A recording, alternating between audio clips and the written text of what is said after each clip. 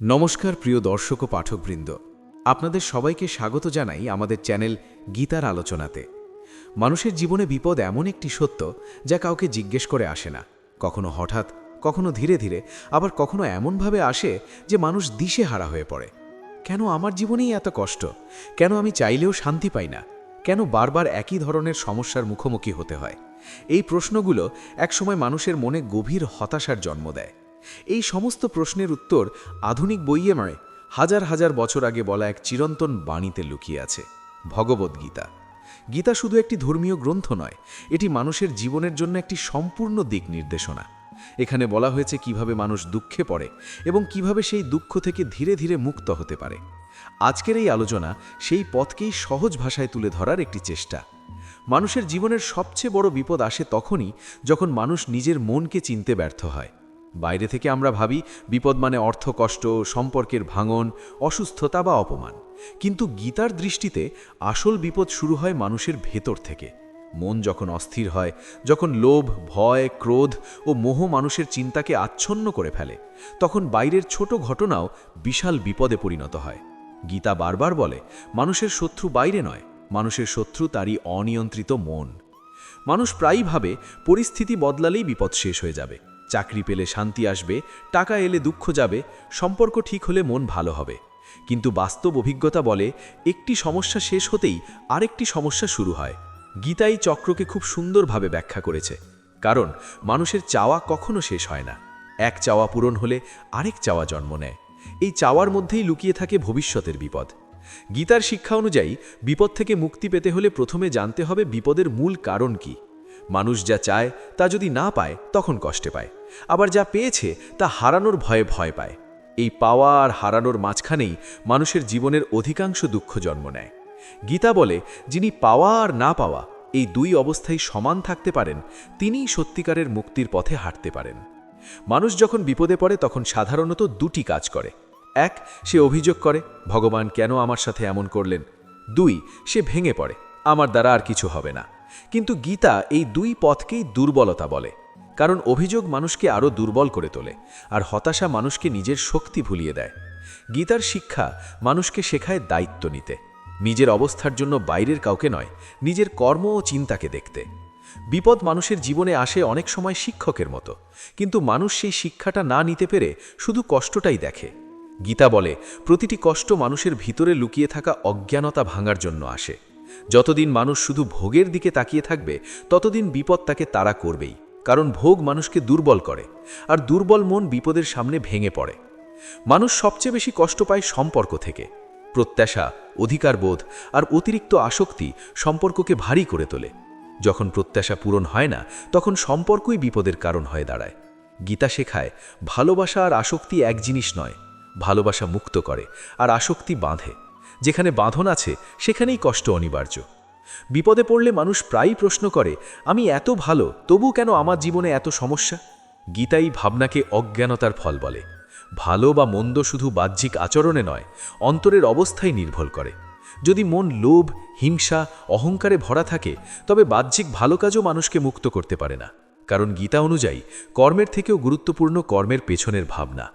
মানুষ বিপদ থেকে মুক্তি চায়, কিন্তু নিজের অভ্যাস বদলাতে চায় না। সে চায় জীবন বদলাক, কিন্তু সে নিজে বদলাতে প্রস্তুত নয়।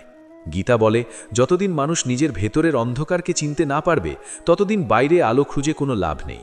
সত্যিকারের মুক্তি শুরু হয় আত্মপর্যবেক্ষণ থেকে। ভয় মানুষের সবচেয়ে বড় বিপদগুলোর একটি। ভবিষ্যতের ভয়, হারানোর ভয়, অপমানের ভয়। এই ভয়ই মানুষকে ভুল সিদ্ধান্ত নিতে বাধ্য করে। গীতা শেখায়, ভয় আসে তখনই যখন মানুষ নিজেকে শরীর ও পরিস্থিতির সঙ্গে এক করে দেখে। কিন্তু যখন মানুষ নিজেকে আত্মা হিসেবে দেখতে শেখে, তখন ভয় ধীরে ধীরে কমে যায়। কারণ আত্মা কখনো নষ্ট হয় না, কখনো হারায় না। মানুষ বিপদে পড়লে ঈশ্বরকে স্মরণ করে, কিন্তু সুখে থাকলে তাকে ভুলে যায়। এই দ্বৈত আচরণই মানুষের জীবনে পুনরাবৃত্ত বিপদের কারণ। গীতা বলে, যে মানুষ সুখ দুঃখ দুই অবস্থাতেই সমানভাবে ঈশ্বরকে স্মরণ করতে পারে, তার জীবনে বিপদ আসলেও তা তাকে ভাঙতে পারে না।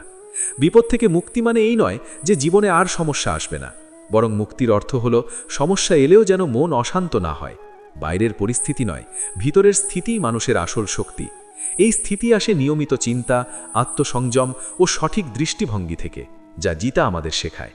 মানুষ যখন নিজের কর্মের ফল নিয়ে অতিরিক্ত চিন্তা করে তখন সে বর্তমানকে নষ্ট করে ফেলে। ভবিষ্যতের ভয়ে বর্তমানের শান্তি হারিয়ে যায়। গীতা বলে, বর্তমান মুহূর্তে সৎভাবে কাজ করাই মানুষের কর্তব্য।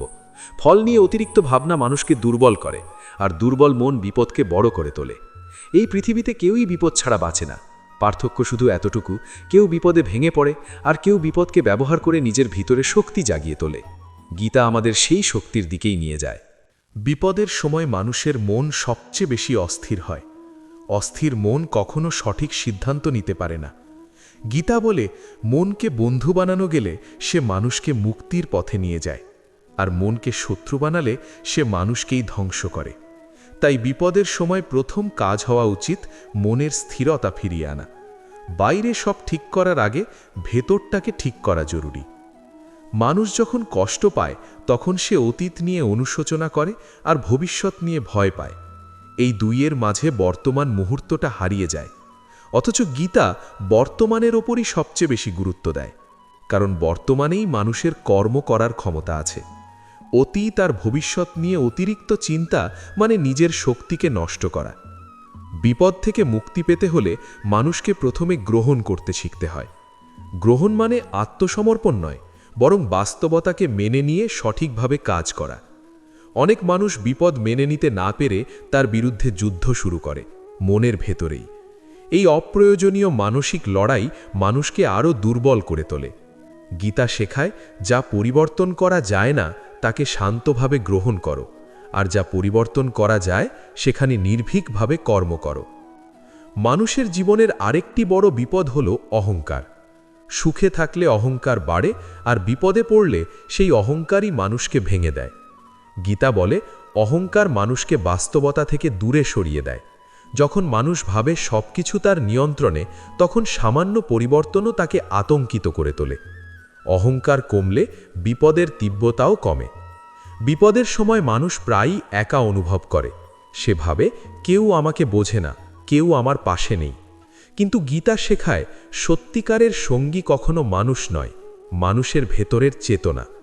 বাহিরের মানুষ আসতে পারে, যেতে পারে, বদলাতে পারে, কিন্তু ভেতরের চেতনার সঙ্গে সংযোগ তৈরি হলে একাকিত্ব আর কষ্ট দিতে পারে না।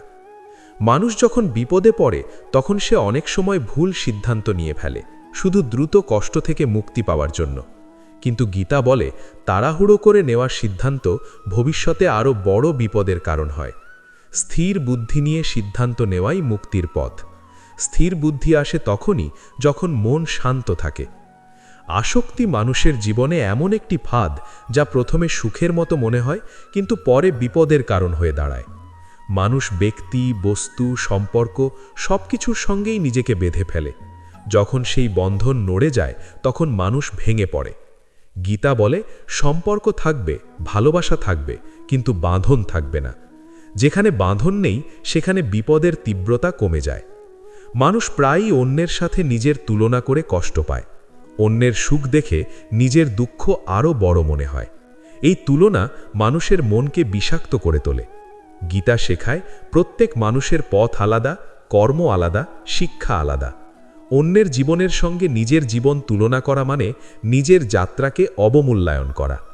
বিপদ মানুষকে ধৈর্য শেখায় যদি সে শিখতে চায়, কিন্তু বেশিরভাগ মানুষ ধৈর্য হারিয়ে ফেলে। গীতা বলে, ধৈর্য কোনো দুর্বলতা নয়, বরং গভীর শক্তি। যে মানুষ অপেক্ষা করতে জানে সে নিজের আবেগের দাস হয় না, আর যে আবেগের দাস নয় তাকে বিপদ সহজে ভাঙতে পারে না। মানুষ যখন ব্যর্থ হয় তখন সে নিজেকে দোষারোপ করে বা অন্যকে দোষ দেয়, কিন্তু গীতা শেখায় আত্মসমালোচনা আর আত্মঘৃণার পার্থক্য। নিজের ভুল বোঝা জরুরি, কিন্তু নিজেকে ঘৃণা করা নয়। ভুল বোঝা মানুষকে উন্নতির পথে নিয়ে যায়, আর আত্মঘৃণা মানুষকে স্থবির করে দেয়। বিপদের সময় বিশ্বাস খুব গুরুত্বপূর্ণ, কিন্তু এই বিশ্বাস অন্ধবিশ্বাস নয়। গীতা শেখায় সচেতন বিশ্বাস, যেখানে মানুষ নিজের দায়িত্ব পালন করে আবার ফল ঈশ্বরের হাতে ছেড়ে দেয়। এই ভারসাম্যই মানুষকে মানসিকভাবে হালকা করে। মানুষের জীবনে অনেক বিপদ আসে কারণ সে নিজের সীমা ভুলে যায়। সবকিছু নিয়ন্ত্রণ করার চেষ্টা করাই মানুষের বড় ভুল। গীতা বলে, মানুষ কর্তব্যের অধিকারী, ফলের নয়। যখন মানুষ এই সত্য মেনে নেয় তখন অনেক অপ্রয়োজনীয় চাপ নিজে থেকেই সরে যায়। বিপদ মানুষকে প্রশ্ন করতে শেখায়, আমি কে? আমি কেন কষ্ট পাচ্ছি? আমার জীবনের উদ্দেশ্য কি? এই প্রশ্নগুলোই মানুষকে গভীর চিন্তার দিকে নিয়ে যায়। গীতা এই প্রশ্নগুলোর উত্তর দিতে গিয়ে মানুষকে আত্মপরিচয়ের দিকে নিয়ে যায়। যখন মানুষ নিজেকে শুধু শরীর বা সামাজিক পরিচয়ের মধ্যে সীমাবদ্ধ রাখে না, তখন বিপদ তার উপর প্রভাব হারাতে শুরু করে। মানুষ যতদিন সুখকে বাইরের ঘটনার উপর নির্ভরশীল রাখবে, ততদিন সে বিপদের হাত থেকে মুক্ত হতে পারবে না, কারণ বাইরের ঘটনা মানুষের নিয়ন্ত্রণে নেই। গীতা শেখায় ভেতরের সুখের কথা, যা পরিস্থিতির ওপর নির্ভরশীল নয়। এই ভেতরের সুখ একদিনে আসে না, কিন্তু ধীরে ধীরে চর্চার মাধ্যমে গড়ে ওঠে। বিপদের সময় মানুষ যদি নিজের চিন্তাকে শুদ্ধ করতে শেখে, তবে সেই বিপদই তার জীবনের মোড় ঘুরিয়ে দিতে পারে। অনেক মহান মানুষ জীবনের সবচেয়ে বড় শিক্ষা পেয়েছেন গভীর কষ্টের সময়। গীতা এই কারণেই বিপদকে অভিশাপ নয়, সুযোগ হিসাবে দেখতে শেখায়। জয় শ্রীকৃষ্ণ।